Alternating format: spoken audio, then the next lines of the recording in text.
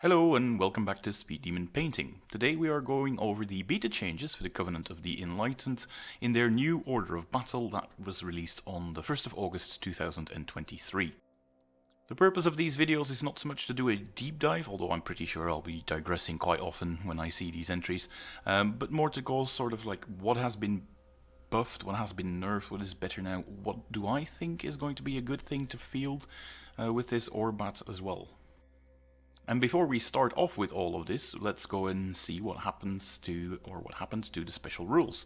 Now, as a side note, I have made a video before for some of the major changes in there, so I won't be going all over those again, but if you want to see that one, you can be found on my channel as well.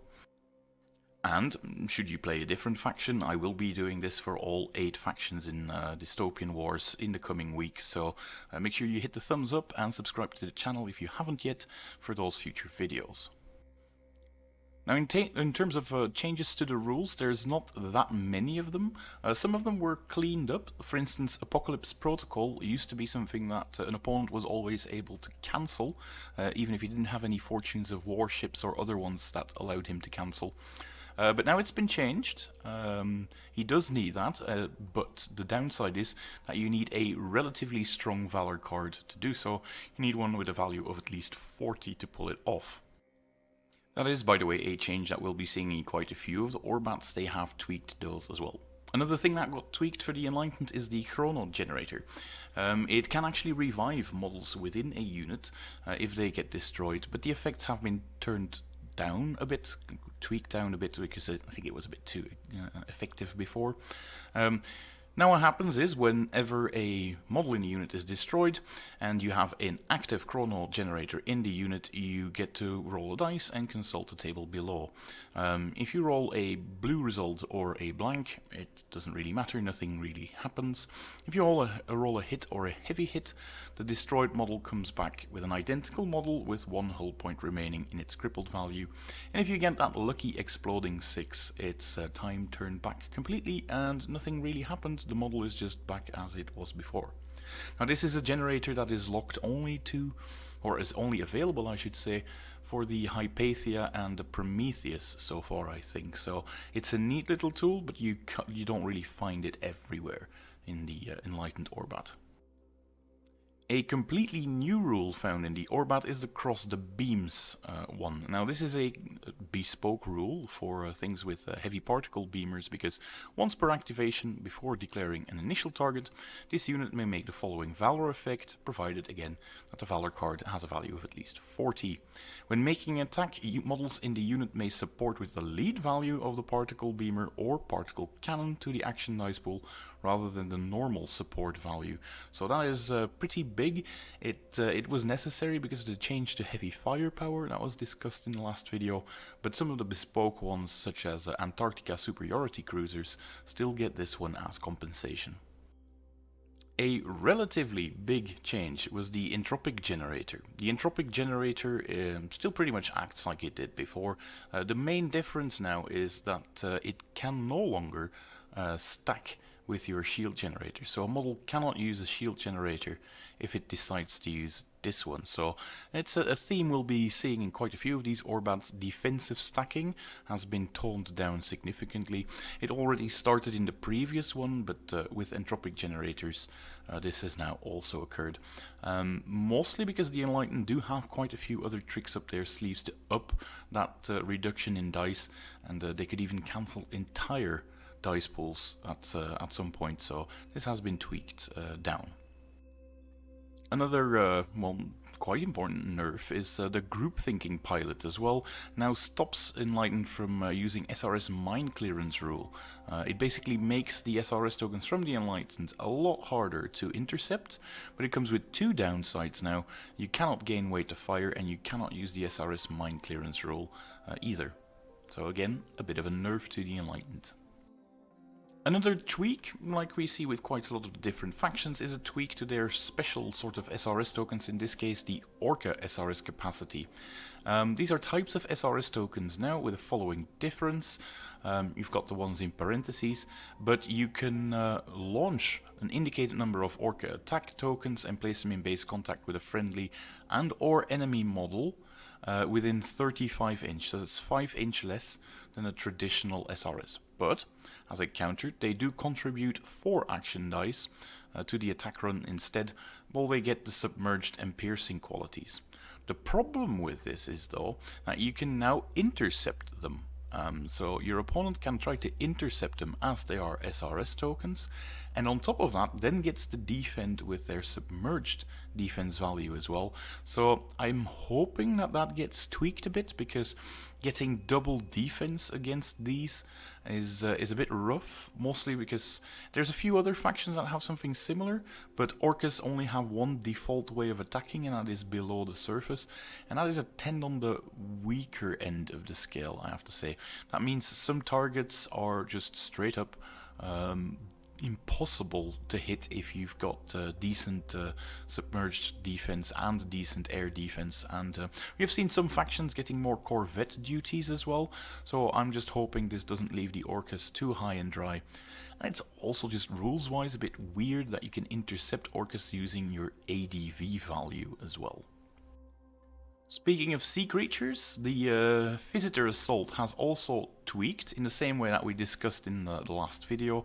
It has now become an assault token, meaning that the timing has changed. These assault tokens now happen at the beginning of the end phase, but before the SRS resolution. So you make one big assault with 5 action dice in that assault pool against the initial target per Visitor Assault token that you have there. So timing wise this has changed. Also it gives your opponent some time to respond to it, because that wasn't the case before, and mechanics that don't allow any counterplay aren't exactly the most fun thing, but let's be honest, this is a slight nerf to the Visitor Assault. Although not to worry if you can't launch them yet, because 20 inch isn't exactly a stellar amount, you can still use them as escort tokens as well, which is a really good thing. You can just, well, a lot of these ships have like a visitor capacity of 5 tokens, but you can have a few of them just acting as escorts for your friendly fleet as you advance onto the enemy. And that can be quite a handy little thing, because yeah, increased defense values definitely are worth it now in the game, with how things were changed to different SRS tokens as well. And then finally, one thing that I could have actually discussed in my global video, but I forgot to do it, was a change to temperamental design. It's important to discuss when you're talking about the Enlightened, because they do have a few of these weird and experimental things. And first of all, the unit cannot make jury-rigged repairs. That wasn't a change to what it was before. But when you're making your regular repair rolls at the end of the activation, you need 2 successes to remove each critical damage marker. So if you've got ships with temperamental design, you're going to have a hard time to remove the counters from it, because you need to roll 2 dice that have a blue result in them. Just rolling a double hit isn't enough. That was changed in a few patches ago. However, if you're being repaired by another ship using the advanced repair facilities, they can ignore that rule. So actually, if you're going to be using these temperamental design ships, it probably isn't too bad of an idea to also have an advanced repair facility ship in your fleet to offset that disadvantage. And while it might be sounding like I'm listing a whole bunch of nerfs in this update, we've got the last thing, the big buff for all of the Enlightened, and that is the turbo encapulation drive. This used to be an upgrade part for a lot of ships, but it is now pretty much a faction-wide ability. Pretty much every ship comes with this one, and that means that you can use it often. However, there's a caveat. You can use it multiple times in the same round, but every time that you do, you roll an additional die for your encapulation result. And the problem is, if one of them ends up being a blank, you must always choose that. So you can do it 4 or 5 times if you want, but if you roll a blank in that one, you roll the worst possible result that you can get, because then your ship is completely encapsulated to a different planet. Counts as destroyed. So yeah, you don't want to mess around too much with the warp space continuum, it seems. All of this is done at the expense of the movement phase. of the model. The second worst thing you can have is a single blank, and that just means that your unit makes a drift move, it receives a level of disorder, and just ends its activation. So it just stands there doing nothing. On the double counter, you get a delayed Encapulation, which means it is removed from play and placed back into reserves. That's not necessarily the end of the world though, because sometimes it's just worthy to pop up in a different position, and the Enlightened in general just have quite a few neat little tricks to draw things out of reserves in a more reliable way, so it's not the end of the world if you roll this one. If you get a satisfactory Encapulation, the unit is removed from play and placed at a new point in the play area completely within 30 inches of its original position. It does gain a level of disorder from doing so, and I think this was changed, you now keep your original facing, so it's sort of a long distance jump, but you have to keep the same facing as you did before. And the perfect Encapulation is just go anywhere on the board. This is the scientific big red button that you're going to want to press every now and then, because it can be a game winner when you do, let's be honest, but you are running a risk. And the Enlightened, their playstyle is highly experimental, can be super deadly if it all goes well, but it can also go horribly, horribly wrong. In a way, they are sort of the Skaven of the dystopian age, where they just do things for the sake of trying them. And yeah, that's a really, really cool rule to see across the whole faction.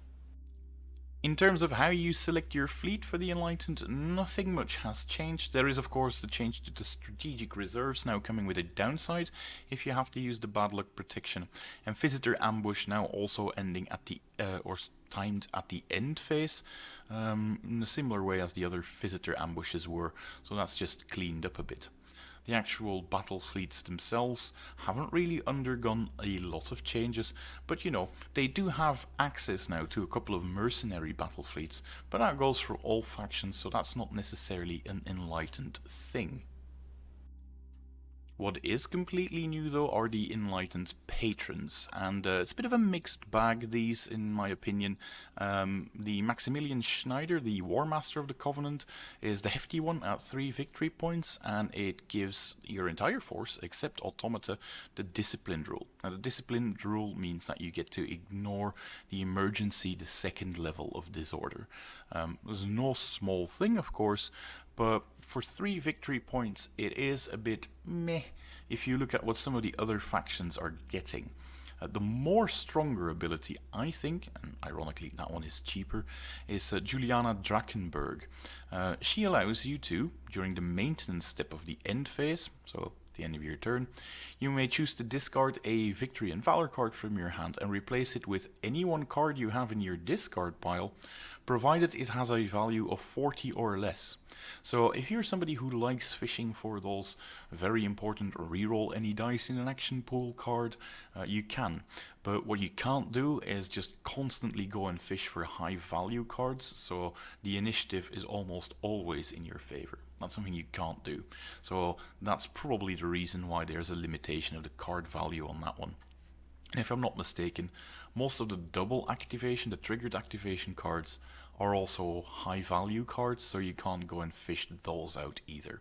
But it does provide you with some immense flexibility on what you want to play, and if you get that lucky 40 card, you're almost guaranteed to use some of those stronger effects in the game that require a 40 plus card, so that breakpoint there is quite interesting.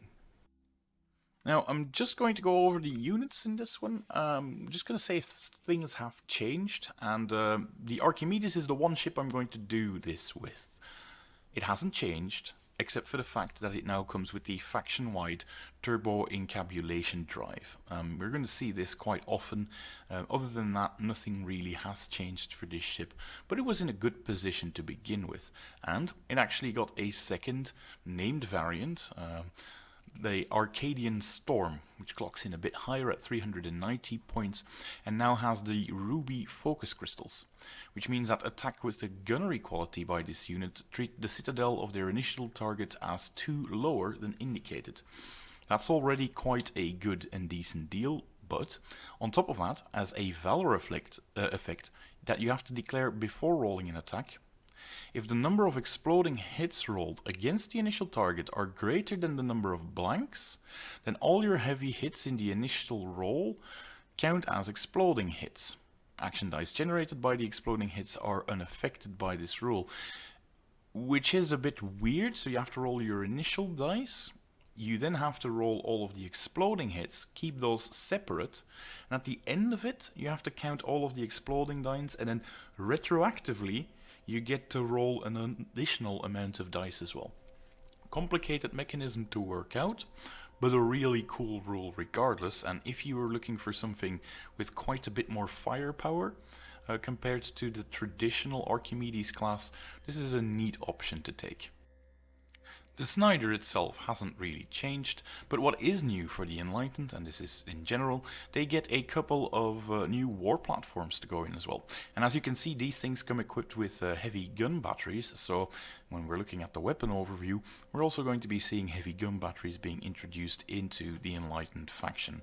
I think 180 points is 20 points more than most other factions pay, but if you look at the amount of special rules that the Enlightened actually get, such as the Enlightened Science, meaning that they can repair, the command codes that come on top of that, the entropic generator, the luminiferous defenses that they get, the 20 points increase is probably well justified as well.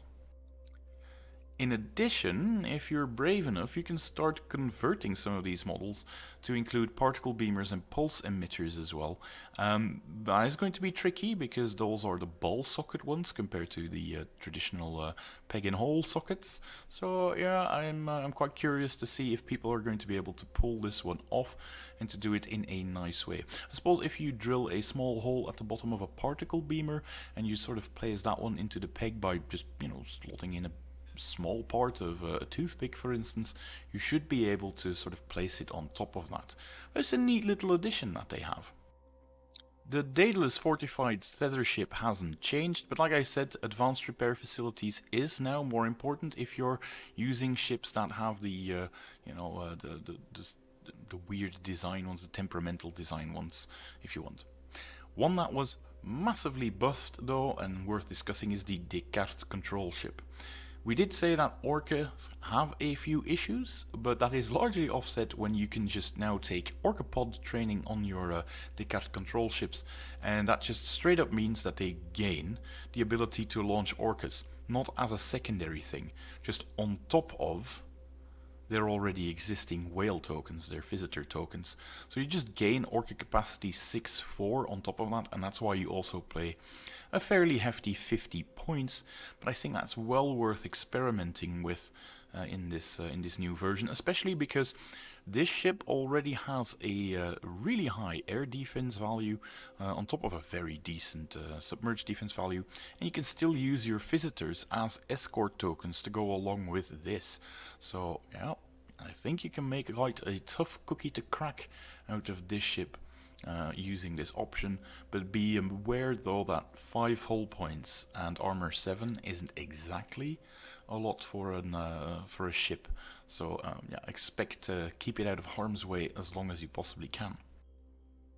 The Oedipus hasn't really changed, except for the fact that it now gets even more visitor tokens. As a result, it has a capacity of 6-4 now, and a turbo encapulation drive as well to teleport to somewhere where it wants. Tiny little change, nothing too major. The Hypatia hasn't really changed a lot either. It still has that naval shield amplifier allowing you to get to some pretty high defensive values, and it's probably one of those reasons why they decided to cut out the ability to also have the internal entropic generator work with it, because yeah, that's not really something that you want to stack too much. The Prometheus, still the same thing. You get that temperamental design. Temperamental design is actually worse now, so if you want to save a few points, it's 10 point savings. I wouldn't if you can help it, but that name is still there, and those who want to play with the original ship that was in the very first release can still do so with this entry. Other than that, not a lot of changes for the flagships, except for the Thule Sky Fortress. The Thule Sky Fortress is now cheaper than it was before. It has gotten a reduction of 30 points if I'm not mistaken, but at quite a significant cost because its armor has been reduced to only be 6, so expect to take more damage on that one, and the hull points are also lowered by 1 in each case, so it's easier to shoot down, but it is cheaper now to include in your force. Overall, I still think it's a great ship to run. It's just that they are no longer as expensive as before, because that probably also increases the chance of them seeing play a bit. The fewer amount of points they take out of your total package, the more you can include them, even in smaller games. So I'm not really averse to this change.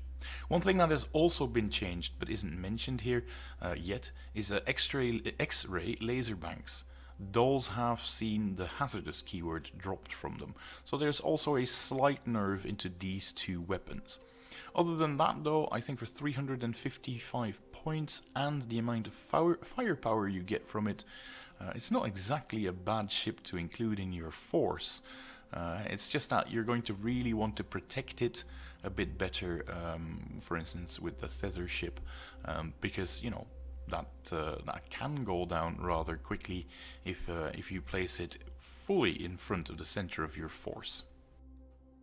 When it comes to the smaller ships, the ammo carrier frigate is now an option. That actually comes on the Thule set as well, if you want to build those, and it has been fixed. It's a buff for sure, but I think it's a fix because they just forgot the micro torpedo salvo last time, while that is still obviously present on the hull, and so it has been given that now.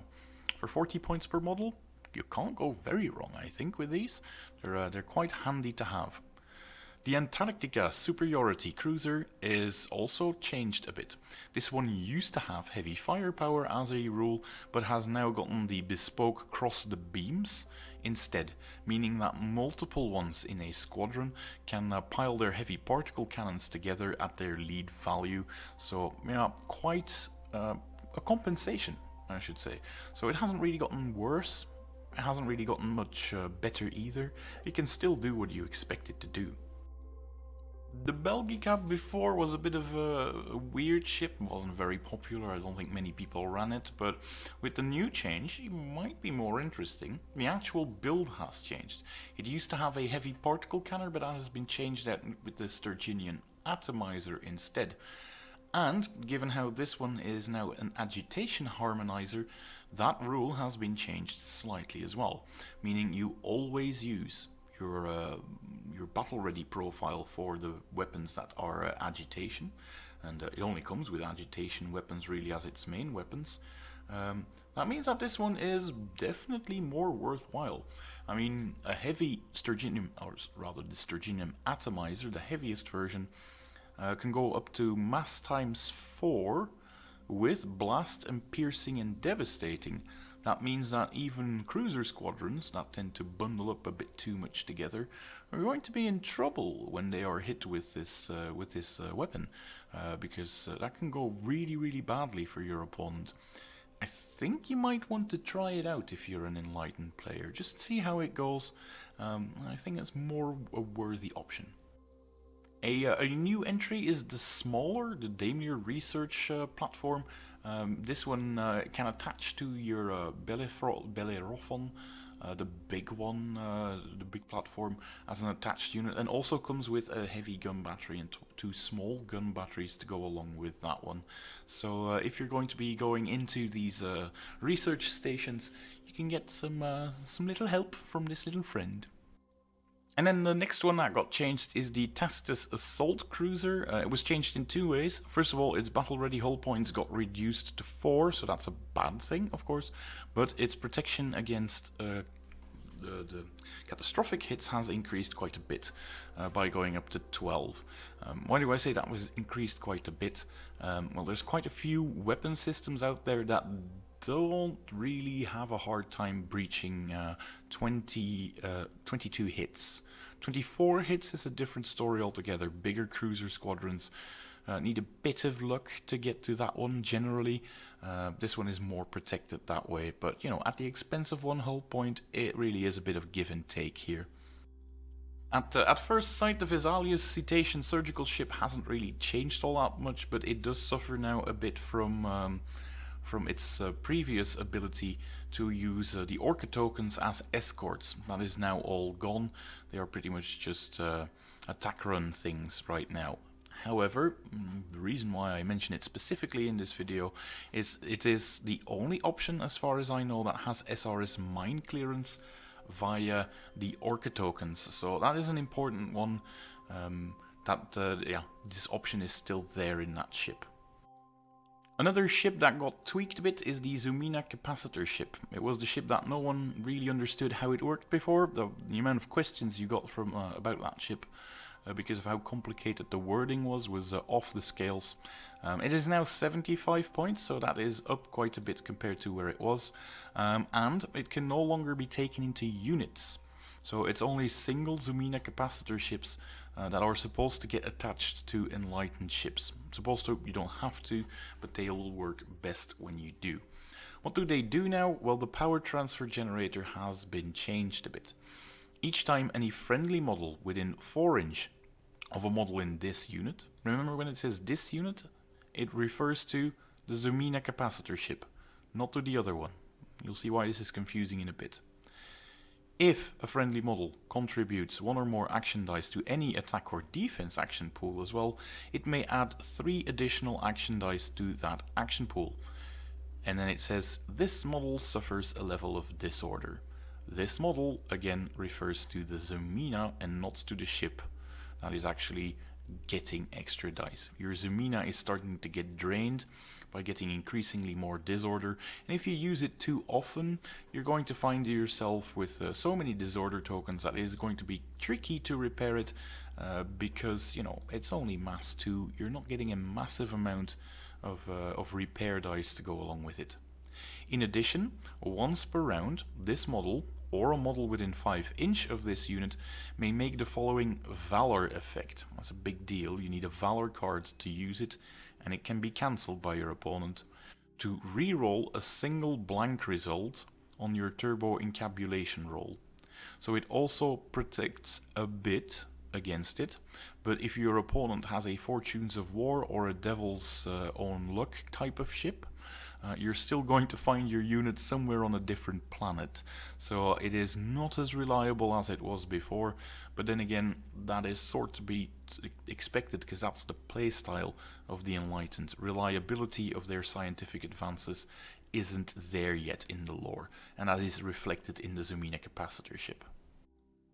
Other than that, the Diogenes Torpedo Submarine is still 35 points, still a great choice. Was a bit of a too good choice, like many of these hunter submarines, and it's now been limited to have a max of 5 models to stop you from having these incredibly strong, place them at the very end of deployment units that could just launch a devastating torpedo salvo in turn 1. This isn't something that Enlightened only got hit with, by the way. It's a recurring theme. The one unit that I really have an issue with still is the Ketos Myriapoda Colossus automata. It has lost its ramming weapon, so it is no longer the traditional burst out of the water and ram your opponent thing. It now has to shoot. To help it along with that, it did get an agitation harmonizer, meaning you can always use your battle ready profile to shoot with your harmonizer. You get 3 extra dice on it and it gets sustained. All of that is really, really nice, of course, but you're still paying 148 points for it, and 148 points for an attack that, imagine if you're shooting it at a mass 3 ship, you're talking about a 15 dice attack with hazardous and sustained. That's not exactly the most spectacular hit that you're doing, and the problem with the Ventral Atom Smashers is that they do not have a crippled profile, so you don't even get to fire those on that very first turn, and after you're done with it, you're pretty much stuck with something that moves a mere 6 inches every turn. I personally think that cost needs to come way down. It's a cool model, but rules-wise, as far as feedback goes, I don't think it's worth taking anymore. Another unit that is definitely still worth taking, luckily I've magnetized my Ketos assault automata is the Lawton. That one has become quite good. The Scything Strike has been added. Now, Scything Strike is a flat +3 to any ramming bonus, which means you can still use the Satious Shockmaw as a traditional ramming bot coming out of the water, and I personally think that's still where it's at. It is even cheaper than the other one, so for me this is not exactly a hard choice to make between the two of them. Sadly, another cool unit that I think was in trouble in the first iteration, the previous one, and is still sadly quite bad, even if it got little addition of hammer sweep, meaning you can go slightly faster if you're lucky, is the Praxila Hunter Submarine. I can't for the life of me think why would you ever take this over a Diogenes one as well. Also, it now only comes with 3 additional models. The turbo encapulation drive doesn't really work on these because it is used instead of your movement phase, so even if you're using that one, you're not ramming with it that same turn. You're still taking all of the risks associated with the turbo encapulation drive. And the hydrothermic borer isn't exactly a spectacular weapon either. It's ramming 3 with piercing, meaning you're doing, well, 3 plus 3 then, and possibly +2 with the hammer sweep, along with 5 inches. That's 8 dice, that's 13 dice ramming attack. That is not that great to begin with, so I'm really hoping that yeah, there's a bit of a change to this unit because I don't see it functioning. I was terribly disappointed last time I used it, and I'm afraid that's still the case. There have also been some tweaks to the Adamski Strike Saucer. It comes in at 140 points now, so that's a 5-point reduction. It was changed by no longer having heavy etheric broadsides. They've been downgraded to regular ones instead, but it did gain a very cool new rule that it didn't have before, and that is the Interface Navigator rule. It is explained here that it can go into sort of an interfaced state like you saw before for the Empire. At the start of the maintenance step at the end phase, so at the end of the round, this unit may become an interfaced unit. An interfaced unit is removed from the play area and placed into reserves, and instead you place a 50mm interface marker in its position of one of the models in the unit. In the subsequent rounds, interface models must be the first one activated in the force, and when it is activated, is it immediately deployed, placed within 20 inch of any interface marker in the play area. You must remove one of your interface markers each time that it happens, so you can't just keep jumping back to the same point that you were in a couple of turns ago. It doesn't quite work like that. No model in this unit can be deployed touching another model, so they can make this sort of cool shunt move if you're going to be deploying them in the first, or if you want to activate them in the first turn. So it's probably also the reason why the broadsides were brought down a bit, because they have gotten significantly faster and more zappy to quickly take some board control. I personally think this is a unit well worth fielding just for that rule alone. One thing that has to be noted as well, and that isn't always as obvious with the way these blue texts work, is the things that got removed from the Adamski Strike Saucer. It used to have Flak Barrage 6, that has been removed, so you're no longer shooting down the other ones with it, and before it had the rather uninspired Strategic Withdrawal combined with Unexpected Arrival rule.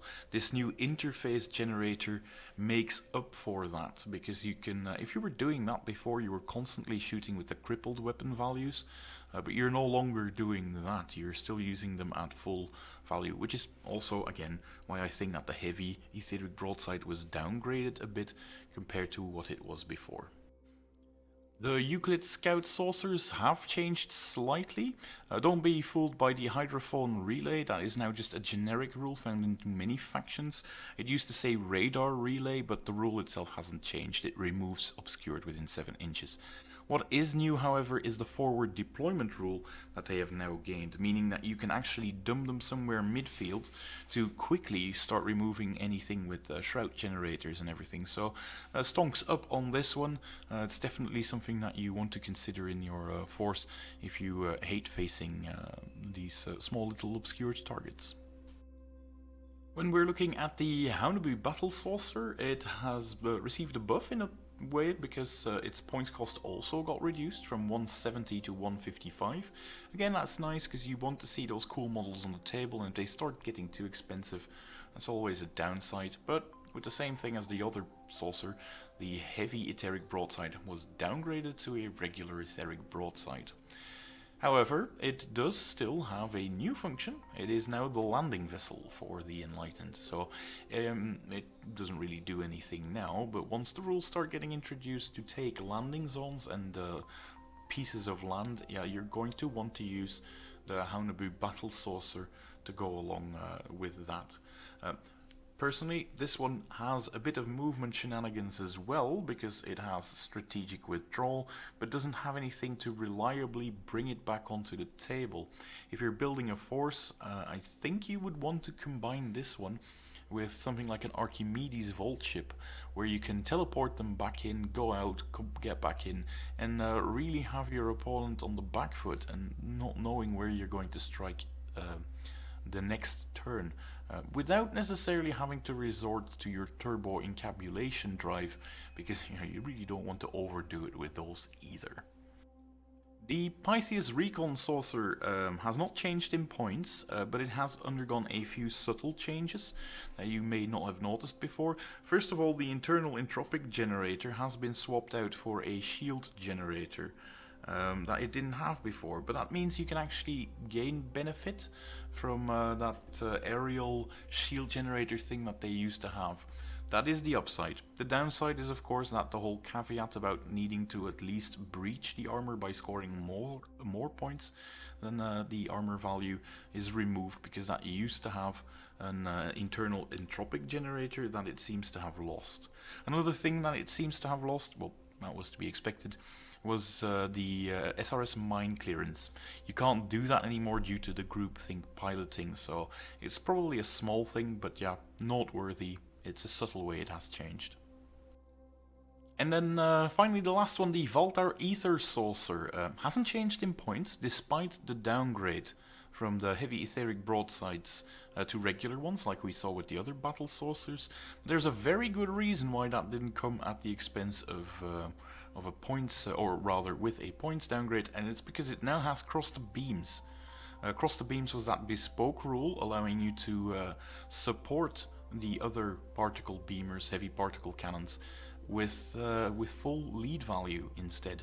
And those are still blast weapons, so the Valtar Ether saucers, if you take a unit of 3 of them, they're definitely well worth it. To the point where, because of cross the beams, I would never upgrade this heavy particle cannon that is actually present on it.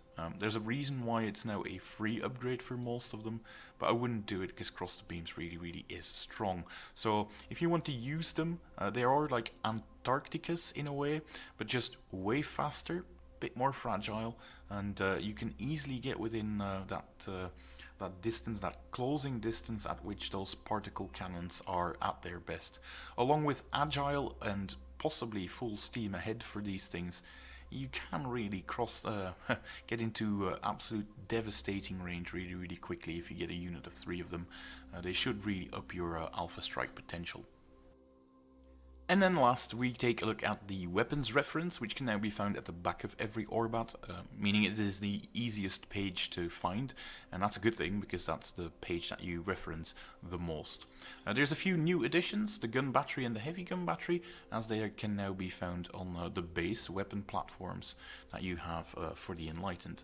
And a small thing that we also mentioned at the start of the video, the X-ray laser bank has lost its hazardous word, so that has been reined in slightly, but you know, it's fun, but not the biggest of deals.